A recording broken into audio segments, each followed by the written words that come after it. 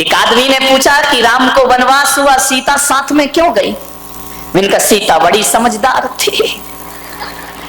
बोले क्या समझदारी? मैंने कहा ये समझदारी कि सीता ने दिमाग लगाया होगा कि यार 3-3 सास के साथ रहने से तो एक जंगल ही अच्छा है। कौन इन 3-3 के साथ माथा फोड़ी करेगा? जंगल में ही जिंदगी। यहाँ तो एक से नहीं बन रही है, एक ही कौन बोला 3 के बराबर है? महाराज विचार करना है आपको। सीता के जीवन में क्या सुख मिला? शादी होकर आई, स्वयंवर होकर आया, वनवास हो गया, वनवास हुआ, रावण ले गया। जंगल में भी सुख नहीं मिला, जंगल में रावण उठा के ले गया। लौट कर आई, युद्ध करके राम वापिस लाए, एक धोबिड़े के कहने से फिर जंगल में चली गई। क्या मिला उसे सुख? मेरे भाई बताइए, कोई सुख मिला? जब घर में थोड़ी तकलीफ हो ना, तो किसी को याद करो या नहीं करो, सीता को याद जरूर कर लिया करो कि उसके जैसे दुख संसार में किसी भी स्त्री को प्राप्त नहीं हुए। जब सीता की अग्नि परीक्षा हुई और राम ने कहा कि अब महल में वापस चलो, तो सीता ने इतना ही कहा कि हे प्रभु, अब मैं भगवान जिंदगी के अंतिम क्षण में कहा कि हे प्रभु, अब इस कलयुग में यदि मुझे जन्म देना, मेरे पति तो श्री राम ही हो, मैं उनकी पत्नी बनूं, मगर जैसा जीवन ये दिया है ऐसा जीवन मुझे कभी मिलना नहीं चाहिए। ध्यान रखना, जंगलों में जिसने बच्चे पाले हो, विचार करिए, बड़े किए, राम को सौंप दिए और चली गई सब कुछ छोड़ करके। कैसा आदर्श जीवन है। सुख दुख तो सबके जीवन में आते हैं। पाप कर्म का उदय होगा, दुख मिलेगा, पुण्य का उदय होगा, सुख मिलेगा।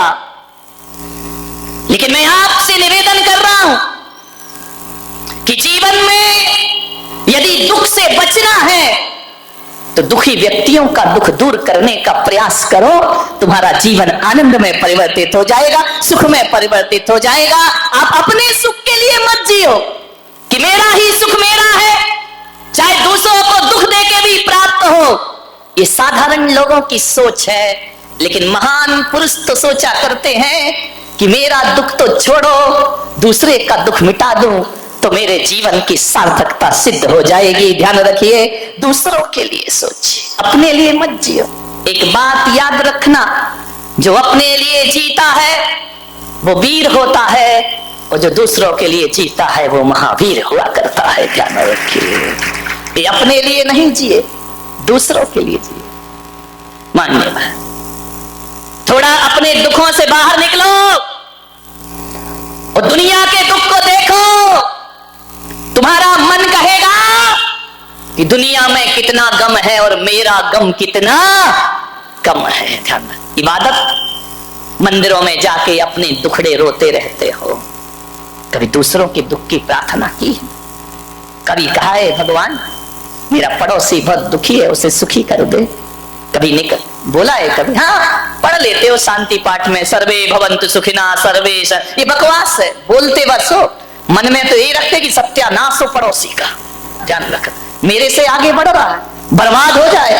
हे भगवान, मुझे दे या नहीं दे, पड़ोसी को मत देना। ध्यान रखना, ये स्थिति, ये सोच है हमारी। एक भगवान की पूजा कर रहा था, पूजा करते समय महादेव प्रसन्न हो गए। महादेव ने कहा कि मांग वरदान। तो बोले सही में दोगे? अरे बोले अपने जैसा बेईमान क्यों समझ रहा है, मांग मिलेगा। तो बोले दो भगवान। बोले क्या तेरे पास क्या नहीं है? बोले सब है, लेकिन दुख इस बात का है कि जो मेरे पास है वही पड़ोसी के पास है। तो भगवान ने कहा तू पड़ोसी का टेंशन मत कर, तू मांग, क्या मांग रहा है? बोले भगवान मैं तो इतना ही मांग रहा हूं कि जो पड़ोसी के पास हो वो मेरे पास डबल होना चाहिए, बस इतना ही सुख चाहिए मुझे। एक बात बताऊं, आदमी अपने दुख से दुखी नहीं है, आदमी पड़ोसियों के सुख से ज्यादा दुखी है। उसके घर में शांति कैसे? और महिलाओं के तो, यहां की महिलाओं की बात नहीं कर रहा हूं। कौन बोला औरंगाबाद वाली आज आई हैं? ध्यान रखना, विचार करिए। महिलाओं का तो यही है यदि पड़ोस के घर में शांति है तो कानाफूसी करो थोड़ी सी। इस सास बहू प्रेम से कैसे रह रही है? थोड़ा बहुत सभा में चूहिया छोड़ दीजिए। इतनी होशियार होती हैं महिलाएं। यहाँ वाली नहीं, यहाँ वाली तो बहुत सीधी है, जलेबी की तरह। इतनी होशियार कि पड़ोस के घर में जाएंगी, बहू बैठी है, अब मालूम है क्या करेगी? पड़ोस के घर जाके उठ के आ रही कि अब मैं चलती हूँ, और आते आते बहू के कान में कुछ कह दिया, बस इतना ही कहा कि अब मैं जा रही हूँ। सास देख रही है, अच्छा कान में कह रही, इसका मतलब मेरे खिलाफ कोई षड्यंत्र चल रहा है। और उसने कुछ नहीं कहा, उसने इतना ही कहा कि मैं जा रही हूँ, और वो भी तीली लगाने आई थी, कोई घर को सुखी करने नहीं आई थी। कान में कह के चली गई। अम्मा ने देखा, क्यों, क्या बोल रही थी वो? अम्मा जी कुछ नहीं, बस इतना बोल रही थी मैं। अब इस पे कोई अम्मा विश्वास करेगी कि मैं जा रही हूँ? इस पे कोई विश्वास करेगी क्या? अरे जा रही हूँ तो जोर से बोल देती, तू भी चुप आ रही है। आज श्री महाभारत प्रस्तुत करता। ऐसे घरों में आग मत लगाइए मेरे भाई। क्यों किसी के घर उजाड़ते हो? घर बसाना सीखो मेरे भाई, उजाड़ो मत। एक जगह शादी हुई, एक अम्मा ने पूछा, क्यों तू 10 दिन से मंदिर में नहीं दिखी? बोले क्या करूं बहन, लड़के की शादी थी इसलिए मैं नहीं आ पाई। हो गई तेरी शादी? बोले हो गई। बोले कहां की बहू है? बोले औरंगाबाद की। बोले औरंगाबाद की? बोले हाँ। बोले कितना मिला है? अब तुझे क्या लेना देना कितना मिला है, वो जाने, उसकी बहू जाने, तेरी छाती काहे को चल रही है? क्या मिला दहेज में? अरे भाई दहेज में छोड़ो, हमने तो महाराज के प्रवचन सुन लिए थे कि दहेज लेना पाप है। एक साड़ी में लड़की लाए हैं, हमने कोई दहेज नहीं लिया है। अरे अम्मा ने माथा फोड़ा मंदिर में।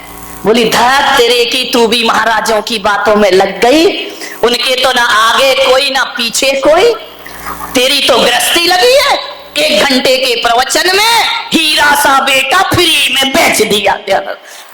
तेरे की सत्यानाश, हीरा सा बेटा। अब जब इतना हीरा सा था तो तूने अपनी लड़की क्यों नहीं दी? ऐसे घरों में आग लगाई जाती है, ध्यान रखना। हीरा सा बेटा कौड़ियों के भाव में बेच दिया। मैं होती तो लाखों रुपए लेती दे। अब बता, उस बुढ़िया के दिमाग में कचरा डाल दिया इसने। वो इतनी खुश थी बेचारी, और ऐसे मीठे शब्द बोल बोल के कचरा डाल दिया कि हीरा सा बेटा। जब हीरा सा था तो तुझे पहले क्या कीड़ा सा दिख रहा था? वो ध्यान रखिए, मत उजाड़ो किसी के घर, ध्यान रखिए, घरों को बसाइए, किसी के घरों को बर्बाद मत करिए। आओ, ये इंसान एक मंदिर के समान हुआ करता है, और ये धरती उस तीर्थ स्थान के समान हुआ करती है जहां हम लोग रहा करते हैं। मान्यवर, एक तीर्थ जैसा वातावरण बनाइए, जीवन स्वर्ग हो जाएगा आपका। किसी के घरों को बर्बाद मत करो। तुम्हें क्या लेना देना दहेज मिले नहीं मिले? आजकल मंदिरों में ये पद्म पुराण नहीं पढ़ती, बुढ़िया पुराण ज्यादा पढ़ती हैं। पुराण तो खुला ही रहता है, रामायण दूसरी चलती रहती है। पता चला इतनी देर मंदिर में क्या बोली, स्वाध्याय कर रही थी। अब तुम्हारे स्वाध्याय में बकवास के सिवा होता क्या है? बोलो, निंदा पुराण है और कुछ नहीं है। 2 लाइन पढ़ते हो, घंटा भर बुराइयां करते हो। इसकी बुराई, उसकी बुराई, और कोई नहीं मिला तो बुलक सागर आए, इनकी बुराई कर लो थोड़ी सी। ध्यान रखिए, मुझे समझ ही नहीं आता, ये धर्म ध्यान है, ये स्वाध्याय है। 4 बैठ करके रामायण शुरू कर देती है अपनी, वो ऐसे, वो वैसे, वो ऐसा। अरे मैंने एक महिला बड़ी बुराई कर रही थी मंदिर में बड़ी जोर जोर से, ये महाराज वैसे, वो महाराज वैसे, उसकी बहू ऐसी, उसका बेटा ऐसा। अरे तो मैंने कहा इधर ये कर क्या रही है? बोले क्या कर रहे हैं? धर्म ध्यान कर रहे हैं। मैंने कहा ये धर्म ध्यान हो रहा है, एक दूसरे की बुराइयां कर रही हो, एक दूसरे महाराजों की बुराइयां निंदा कर, ये धर्म ध्यान है तुम्हारा?